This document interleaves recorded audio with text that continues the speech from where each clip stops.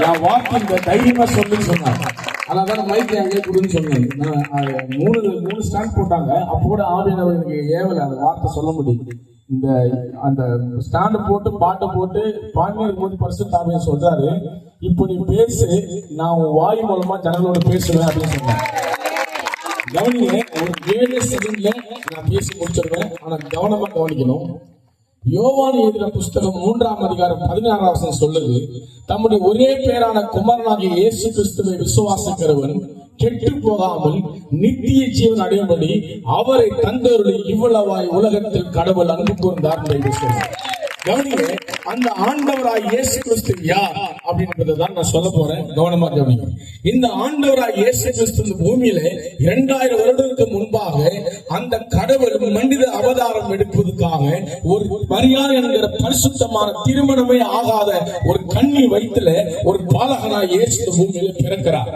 பிறந்து ஏறக்குறைய 30 வயசு வரைக்கும் தன்னுடைய தாய்க்கும் தகப்பனுக்கும் கூடவே இருந்து பணிவிடை செய்து கொண்டிருக்கிறார். அந்த ஆண்டவராய் இயேசு கிறிஸ்து 30 வயசுக்கு அப்புறமா ஒரு யோர்தான் நதியில ஞானஸ்நானம் எடுத்து பரிசுத்த ஆவினாலே அவர் அங்கீகரிக்கப்பட்டு ஊழியத்துக்கு வரார்.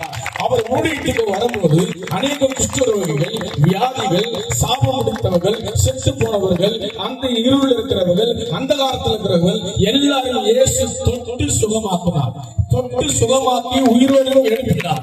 அநேக அற்புதங்களை அடங்கல் செய்வதன் மூலமாக அநேகருடைய வியாதிகள் சுகமாகி தேவன் நல்லவர் என்பதை அந்த இயேசுவின் மூலமா ஜனங்கள் அறிந்து கொண்டார்கள். அது மாத்திரமல்ல, அவர் வந்த நோக்கம் என்னன்னா, 3 வருஷம் பூமியில ஊழியம் செய்த பிறகு என் கடவுள், என் பிதாவாகிய கடவுள் குமாரனாக என்னை இந்த பூமிக்கு அனுப்பினார்னா, இந்த உலகம் ஏறக்குறைய 4000 வருடமாய் முழு உலகமும் இருள கிடக்குது, சாபத்துல கிடக்குது, பாவத்துல கிடக்குது. இதுக்கு ஒரே ஒரு விமர்சனம். கடவுள் சொல்லுகிறார் பைபிள்ல, மரண சாசனத்தை எழுதினவர் அது உயிரோடு இருக்கையில் அதுக்கு பலன் இல்லை, அந்த மரண சாசனத்தை எழுதினவர் மரித்தாராகில் அதுக்கு பலன் என்று சொல்லுது. ஏனென்றால் பாவம் செய்கிற மனிதன் மறிக்கவே மறிப்பான் என்று எழுதின சட்டத்தை எழுதினவர் அந்த கடவுள் தான். அந்த கடவுளை இப்ப பூமிக்கு வந்து, நான் இந்த பூமியில உங்களுக்காக மறிக்காவிட்டால் நீங்க மோட்ச வாழ்க்கை வர முடியாதுன்னு சொல்லிதான் அந்த கடவுளை மனிதர் அவதாரம் எடுத்து வந்து கரெக்டா 33 வருஷத்துல அவரை சொந்த ஜனத்தினாலே அவர் சிலுவையில் அறைகிறார்கள். அந்த இயேசுவை சிலுவையில் அறையும் போது அவர் விழாவில குத்துறார்கள். அவருக்கு 150 கிலோ எடை உள்ள சிலுவையை அவர் முதுகு மேல சுமந்து அந்த கல்வாரி கொள்கொலா என்ற மலையில கொண்டு போகிறார்கள். நடு மதியம் 12 மணிக்கு அவர் உச்சி வெயில தூக்கி மாட்டுகிறார்கள் சிலுவையில. அவர் உடம்புல இருக்கிற 6.5 லிட்டர் ரத்தம், ஒரு சொட்டு ரத்தம் கூட அவருக்காக வச்சுக் கொள்ளாமல் இந்த முழு உலகத்தையும் நான் படைத்த என் ஜனங்களுடைய பாவங்கள் மன்னிக்க வேண்டும், என் ஜனங்களுடைய சாபங்கள் மன்னிக்க வேண்டும், என் ஜனங்களுடைய அந்த சாபமான வியாதிகள் சுகமாக்க வேண்டும் என்பதற்காக அந்த கடவுளாகிய இயேசு கிறிஸ்து சிலுவையிலே நிர்வாணமாய் தொங்கினார். யோசித்து பாருங்கள் கர்த்தருடைய பிள்ளைகளே, அன்பு கிராமவாசிகளே, ஒரு கடவுளை ஏன் மறிக்க வேண்டும்? ஒரு கடவுள் பூமியில ஏன் மறிக்க வேண்டும்? எதுக்காக? என்னுடைய பாவத்தை அவர் மன்னிக்க வேண்டும். நான் செய்த தண்டனைக்காக, நான் செய்த பாவத்துக்காக நான் தானே தண்டனை அனுபவிக்க வேண்டும். ஏன் கடவுள் மன்னிக்க வேண்டும்? யோசித்து பாருங்கள். கடவுளா இருப்பாரானால் ஏன் சாக முடியுமா? அவரை கொல்ல முடியுமா? எல்லாரும் நாம சிந்தித்து பார்க்க வேண்டும்.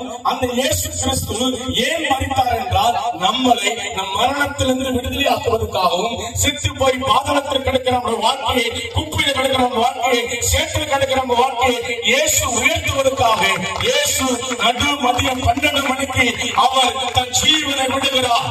வானத்திலும் பூமியிலும் ஒரு இடிமுடிப்பு சவுண்ட் கேட்குது. அந்த காலம் உருவாகுது. இந்த உலகத்தில் உள்ள அத்தனை ஜனங்களுடைய பாவத்தையும் தம்மேல் சொல்ல பண்ணினார் என்று பைபிள் சொல்லுகிறது. ஆண்டவராகிய இயேசு கிறிஸ்து இந்த உலகத்தில் அத்தனை பேர்களும் ஜனங்களும் செய்த அத்தனை பாவத்தையும் நான் ஏற்றுக்கொண்டு அந்த தண்டனைக்காக மரணத்தை நானே உத்தரிக்கிறேன் சொல்லி இயேசு தன் ஜீவனை விட்டார்.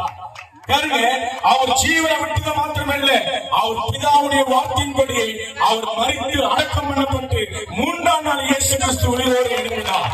அந்த இயேசு கிறிஸ்து சொன்னார், நான் மரித்தவராக இல்லை, இதோ மரித்தேன், சதா காலங்களிலும் உயிரோடு உள்ள தேவனாக இருக்கிறேன்.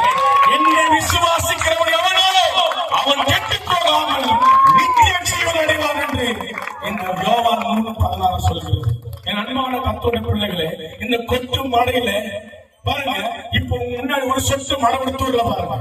இந்த குமாரனை பத்தி பேசுறதுவா, இந்த இயேசு பத்தி பேசுறதுவா, இந்த பொன்னேரி கிராமத்துல இருந்து 160 கிலோமீட்டர் தாண்டி இந்த கிராம வாசிகளுக்கு இந்த குமாரனை கொடுத்து போவதா எங்களது கொட்டு மழையிலும் நாங்கள் வீட்டுக்கு போகாமல், எங்க வீட்டுக்குள்ள போகாமல் ஜெபம் பண்ணி இந்த மழையை தடுத்து இந்த கரண்டை வர வைத்து இயேசு ஒருவரை உள்ள தேவன் என்பதை பறைசாற்றும்படியாக கர்த்தர் கொண்டு வந்திருக்கிறார்.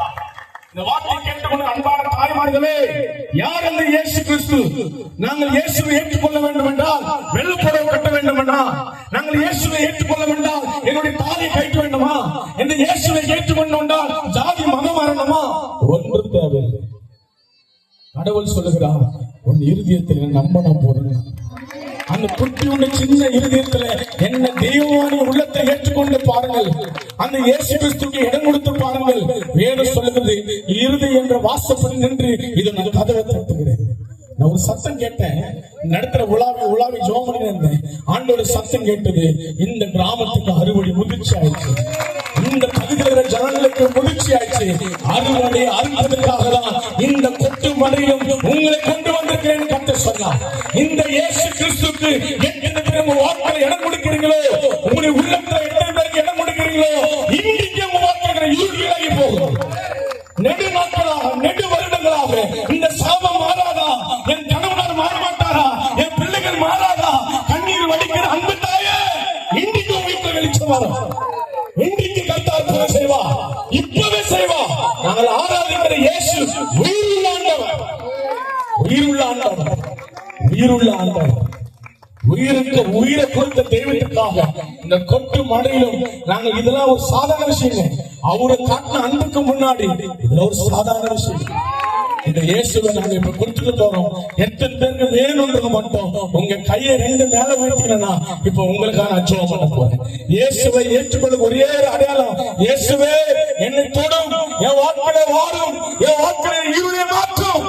எத்தனை வருடமாகி திருமணமாகலையே, திருமணமாகி குழந்தை இல்லையே, வீடு கட்ட முடியலையே, என் கணவன் குடிப்பக்கத்தை மணந்திருக்குவாரா, என் பிள்ளைகளுக்கு நல்ல வேலை கிடைக்குமா? கலங்கி கொண்டிருக்கிற அன்பு தாய்மார்களே, இயேசு இது இடம் கொடுங்க. உங்க 2 கைகளை மேல உயர்த்துங்க. ஒருவேளை உங்க உடம்புல இதெல்லாம் வியாதி இருக்குமா, அந்த வியாதி பகுதியில கை வையுங்கள். இப்பவே இந்த இடத்துல இப்ப நீங்க பார்த்து கொண்டிருக்கும் போது ஒரு வியாதி சுகமாகும். உங்களுக்கு அநேக நாளா இருந்த சாப கட்டுகள் உடையும், பிசாசின் வல்லமைகள் நிர்மூலமாகும். இயேசுவின் வாக்கில வல்லமை உண்டு. ஆண்டவரே, இந்த கையை தூக்கி போட்டிருக்கிற இந்த பிள்ளைகளுக்காக நான் ஜெபிக்கிறேன். என் இயேசு கிறிஸ்துவை விசுவாசிக்கிற உள்ளத்திலிருந்து ஜீவ தண்ணீர் புறப்பட்டவர் சொன்னீங்களே, இந்த குமாரன் இயேசு கிறிஸ்துவை விசுவாசிக்கிற பிள்ளைகளுக்கு இன்றைக்கே ரட்சிப்பு உண்டாகட்டும். பவுலும் சீலாவும் சிறைச்சாலை போட்ட போது, பவுல் ஜெபித்த போது அந்த சிறைச்சாலை கைதி ரட்சிக்கப்பட்டது போல இந்த இயேசுவை ஏற்றுக்கொள்ள என்ன செய்ய வேண்டும்? ஆண்டவராக இயேசு கிறிஸ்துவை விசுவாசி, நீயும் உன் வீட்டார் ரட்சிக்கப்படுவான்னு சொன்னது போல இந்த கிராமத்துல, இந்த பகுதியில், இந்த நேரத்துல யாரெல்லாம் கையை தூக்கி நிற்கிறாங்களோ ஒரே ஒரு அற்புதத்தை கர்த்தர் செய்கிறார். உங்களால செய்ய முடியும் என்று நாங்கள் நம்புகிறோம். உங்க கையை நல்ல தலைக்கு மேல கைகளை தட்டி இயேசு கிறிஸ்துவின் நாமத்தினாலே இன்றைக்கு உனக்கும் உங்க வீட்டாருக்கும் ரட்சிப்பு உண்டானதாக நன்றி ஆண்டவரே.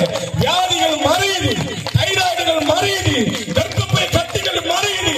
இயேசுவின் நாமத்தினாலே உங்க வீட்டுக்குள்ள அற்புதம் நடக்குது போது. இயேசுவே, நீங்க யாரோ 2 பேரு உங்க வீட்டுல உனக்கும் உங்க புருஷனுக்கும் சண்டைனால அநேக நாளா பிரிஞ்சிருக்கிறீங்க.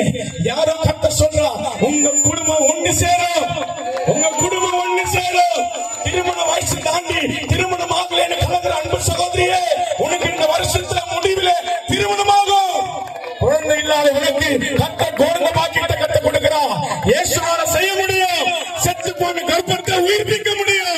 2 கையை தட்டி தலைக்கு மேல, ஆண்டவரே இதை விசுவாசிக்கிற பிள்ளைகள் வாழ்க்கையில அற்புதம் நடப்பதாக, இயேசுவின் நாமத்தில் அற்புதம் நடப்பதாக. கடைசி ஒரே ஒரு வார்த்தை சொல்ல முடிக்கிறேன். இயேசு போகும்போது சொன்னார், பரமேறி போகிறேன், நான் எப்படி போகிறேனோ அப்படியே மறுபடியும் வருவேன். நான் வரும்போது பரிந்து பேசுகிற ஆசாரம் வர மாட்டேன், நீதியுள்ள நியாயாதிபதியா வரப்போகிறேன். நீதி உள்ள நியாயாதிபதியா வருவேன். இந்த இயேசுவாகிய என்னை என் மூலமா தான் பரலோக மோட்சத்துக்கு போக முடியும். யாரெல்லாம் என்ன நம்புறாங்களோ அவங்க நித்திய ஜீவனை கொடுப்பேன்னு சொன்னார். உங்களுக்கு அந்த பரலோக வாழ்க்கை வேண்டும் என்றால் 2 கையை மேல உயர்த்தி, ஆண்டவரே, இந்த கிராமத்துக்குள்ள சிறு பிள்ளைகள், வாலிபர்கள், பெரியவர்களுக்கு ஒரு ரட்சிப்பின் மூலமா நித்திய ஜீவனை கத்தல் இப்போதே கட்டளையிட்டதுக்காக நன்றி. கைகளை தட்டி நல்லா ஆண்டவரை மகிமைப்படுத்துவோம். இயேசுவின் நாமத்தில் ஒரு அற்புதம் நடக்குது. ஆண்டவர், எல்லாம் மகிமையும் எல்லாம் கனமும் உமக்கே தருகிறது. இயேசுவின் நாமத்தில் பிதா. கவனமா கவனிங்க.